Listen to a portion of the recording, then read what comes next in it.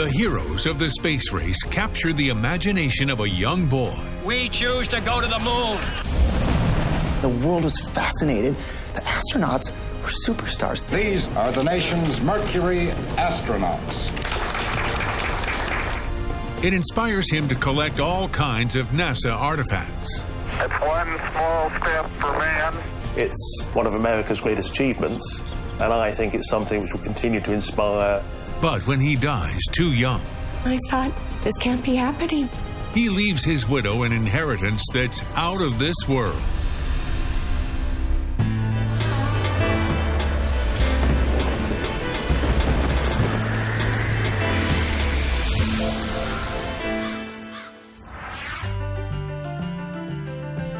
I'm Jamie Colby, and today I'm driving through Southern California, where so much of the groundbreaking work for NASA's moon missions was done. I'm going to Los Angeles to meet a woman who embraced the lifelong passion of her soulmate, a love for all things outer space. My name is Shelley Siegel, and when my husband passed away, he left me with an incredible collection and a special gift from beyond the grave. Well, This is just a few little things that I took out. These NASA artifacts belong to Shelley's husband, Rick Siegel. Samples of a lifelong collection that includes everything from engine parts to autographs. And this is actually the flag that they had signed, and that was from Apollo 12. Are these control panels? Look at this. Can I touch this? Absolutely, please. Okay, here we go. Can you imagine? Regulator bleed valve open. Check. MOM open. Check. Looks like it says Mom to me. Mom, this is the button that tells Mom we're about to lift off. But I heard you have a monkey chair. We do.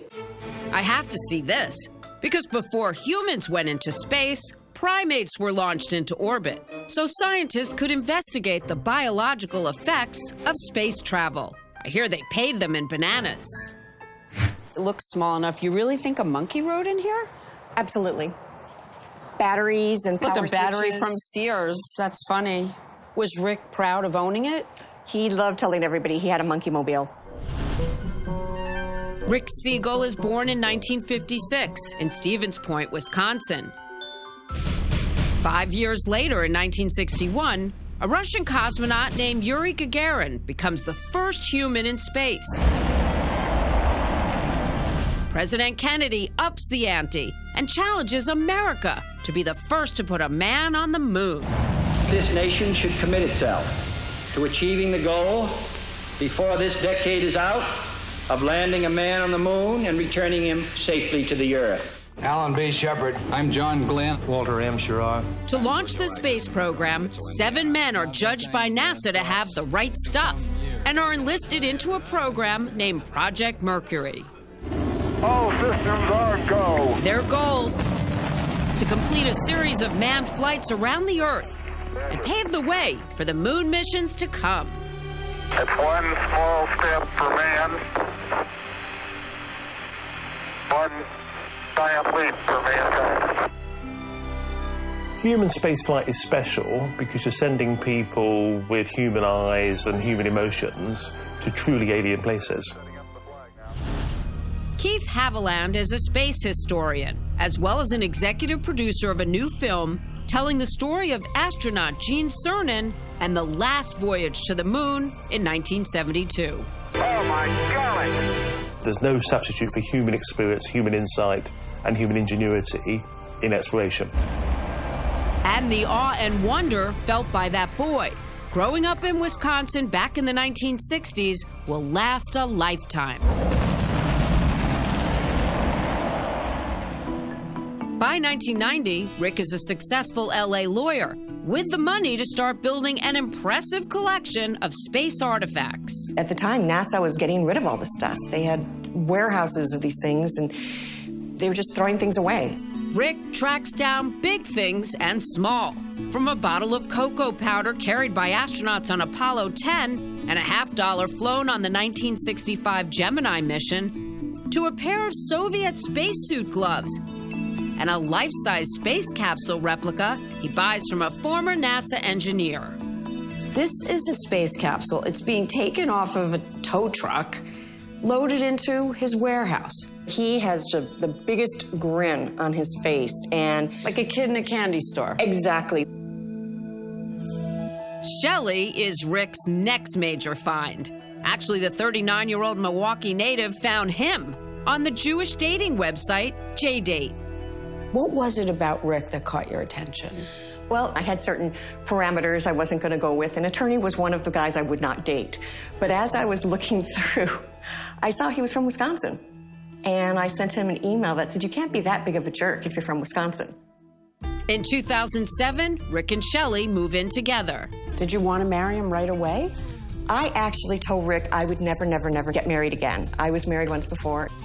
But as the years went by, we were talking about it. Then at the age of only 56, Rick Siegel's health suddenly starts to fail. He suffers a stroke in 2012. The following year, there's more bad medical news. We were told he had stage 4 colorectal cancer. Did your life change in that instant? Yeah. Yeah, it did. I was never so scared of losing somebody in my life. His days numbered, Rick knows he must prepare Shelley to deal with what will become her strange inheritance. He doesn't want her to keep it all, but to sell it, hopefully to space nuts like him. That's when Shelley comes to realize how vast and valuable Rick's collection is. I heard it was enough to fill a warehouse. Yes.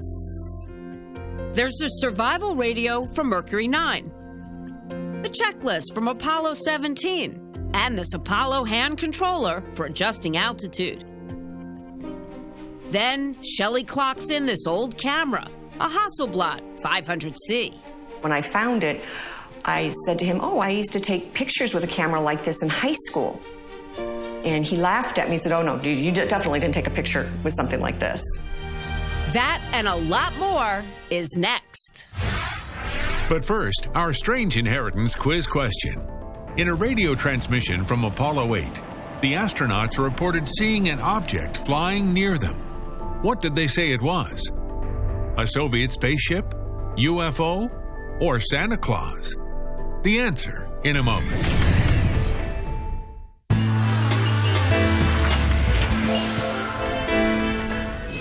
So, what did the Apollo 8 astronauts say was flying near them? Take a listen to Command Module pilot Jim Lovell. Please be informed there is a Santa Claus at the center. He is the best one to know. The stars align all too briefly for soulmates Rick Siegel and Shelley Lokeets. At the age of 57, Rick learns he has stage 4 cancer and may only have months to get his affairs in order. In his life before Shelley, Rick amassed a huge collection of space memorabilia, now destined to become Shelley's strange inheritance. It includes hundreds of items you'd expect to find in a NASA warehouse or a museum. Like, for instance, the Udvar-Hazy Center in Virginia, part of the Smithsonian's Air and Space Museum. I asked curator Jennifer Lavazzer how all those artifacts could end up in the garage of a guy like Rick Siegel. And NASA just let astronauts take home stuff from their missions? That tended to happen quite a bit more. Up and through the end of the Apollo period, astronauts often took home memorabilia. Afterwards, shuttle astronauts had to give everything back. For example, those cameras from the Mercury missions. The first astronaut to take one to space was Wally Schirra on his Mercury mission. He was an amateur photographer, and they got some more in order to train with them and then, of course, take them to space. How important was photography in space? It's really fundamental to everything that we understand as people who can't go there ourselves. It's a tremendous value to scientists who started to study weather from space. So this is kind of the early phases of learning about the Earth. Now, they're sought after by collectors, some selling for 6 figures. So looking to provide Shelley a cash cushion and a crash course in selling space memorabilia, Rick Siegel asked his friend and New Hampshire auction executive Bobby Livingston to unload his rare Hasselblad. That's the first time he told me that he was dying, that he had cancer. I'll never forget it. Livingston knows Rick's anxious to complete a sale quickly, but must verify the camera is an original that flew into space. Turns out it isn't that simple. Rick bought it from Mercury astronaut Gordon Cooper in 1995 for $19,000.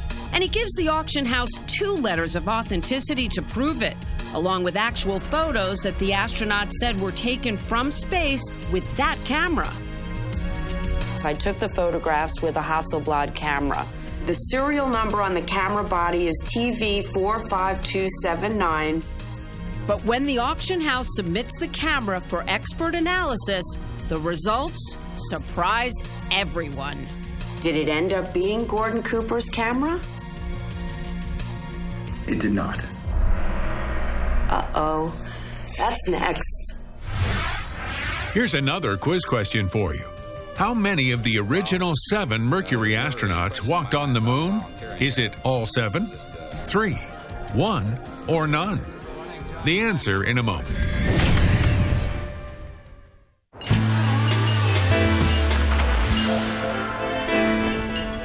So how many of the original 7 Mercury astronauts walked on the moon? Only 1.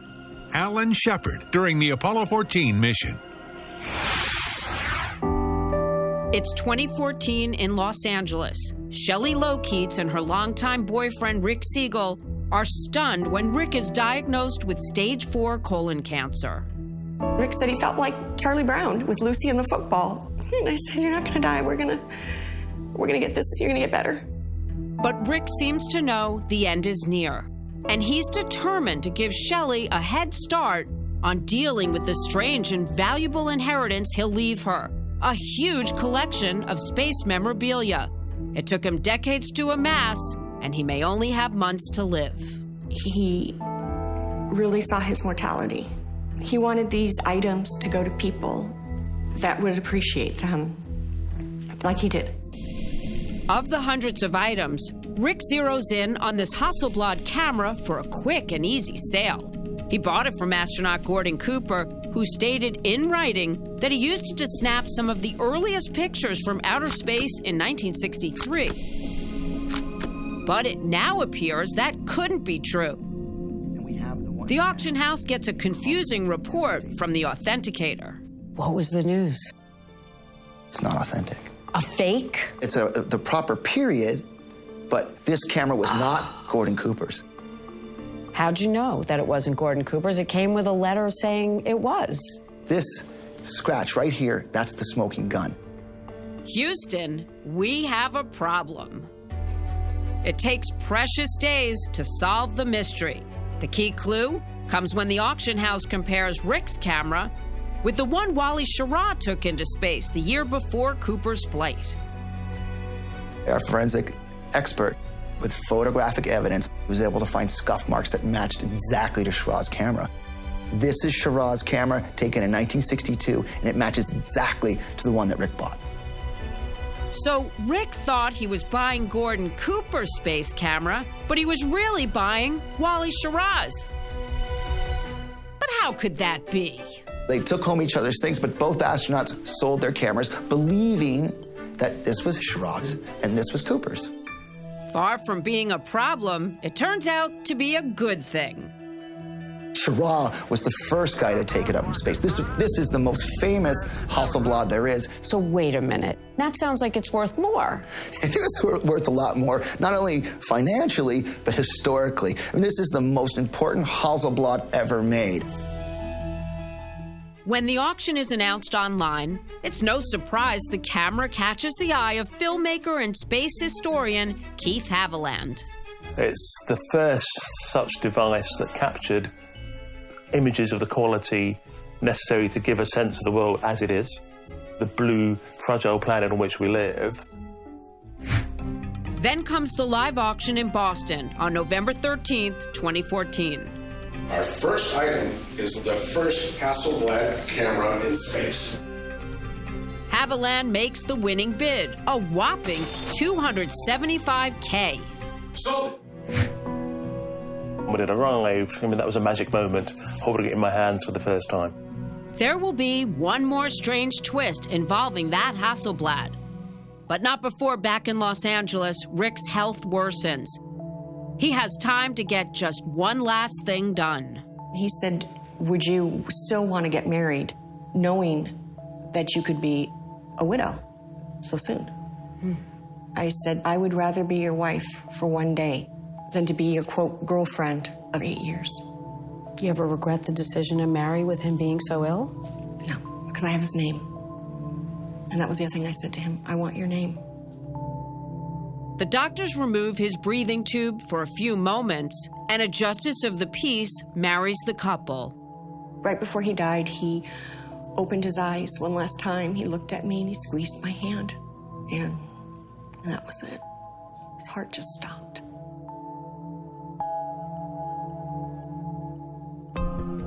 On the same day she is a bride, Shelley is a widow. And soon she will have to deal with her strange inheritance. There's no way I could go through everything. I think there were things that Rick forgot he even had. But there's one thing Rick did not forget. You get a call that he has another little something for you. Yes. That's next. What's your strange inheritance story? We'd love to hear it. Send me an email or go to our website, strangeinheritance.com. And now the conclusion of Strange Inheritance. In 2015, Shelley Siegel inherits the daunting task of dealing with her late husband Rick's enormous space collection, thousands of relics accumulated over a lifetime. I think there were things that Rick forgot he even had.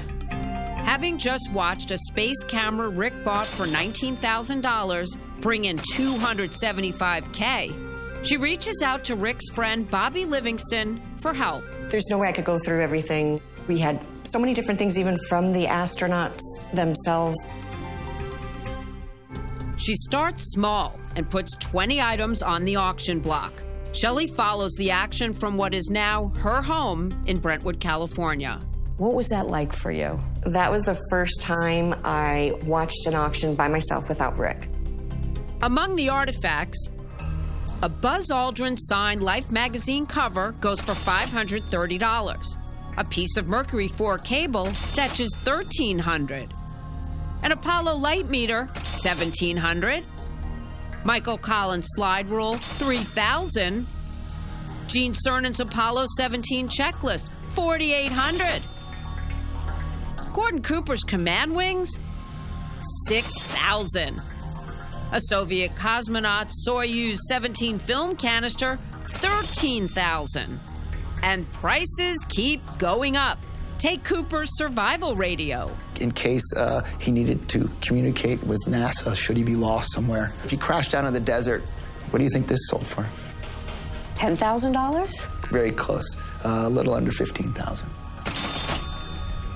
And this Apollo altitude controller fetches $74,000. I kept saying to Rick, we did it, we did it. How much did you get?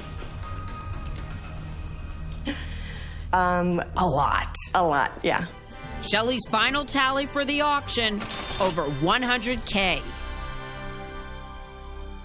But a big part of Shelley's strange inheritance remains, like that monkey chair, NASA instrument panel, autographed photos, and full-size replica space capsule, plus hundreds more artifacts. Shelley hopes to find a buyer for them someday, and who knows what it all might be worth. Do you feel that you fulfilled Rick's wish in having the items you sold recently get into the hands of other people who will appreciate them as much? Oh, absolutely. You realize that these are people who know what they're buying. These are once-in-a-lifetime items. These things don't come up again. And now that final twist we promised was coming. You get a call that he has another little something for you. Yes. It was just a few days after her husband's funeral. An email appears in Shelley's inbox. It's from an auction house telling her that before he died, Rick had bid on a rare wedding ring. An email popped up that said, congratulations, you won the ring by proxy bid. When Rick was in the hospital, he put a secret bid in. We're Everybody should be thinking about him. He was always thinking about me. Someone still had to pay for it, but it seems Rick thought of that too. Remember that space camera Rick was so anxious to sell? Bobby Livingston wires some of that cash, and just like that, a package arrives. I opened it up, and it was more beautiful than I imagined. Rick had good taste. Yeah, he did. Now that's a strange inheritance story. One look at Shelley, and you can tell she's over the moon. Roger that, Mission Control. It is kind of amazing that more than half of Americans living today weren't even born when man last walked on the moon. Will we ever go back? Well, at least one space tourism company is taking reservations for a to-be-determined blast-off date. Shelley wishes Rick would have lived to see such a day. He would have done anything to get one of those boarding passes. And no doubt return with some incredible photos and souvenirs for his collection. I'm Jamie Colby for Strange Inheritance. Thanks so much for watching. And remember, you can't take it with you.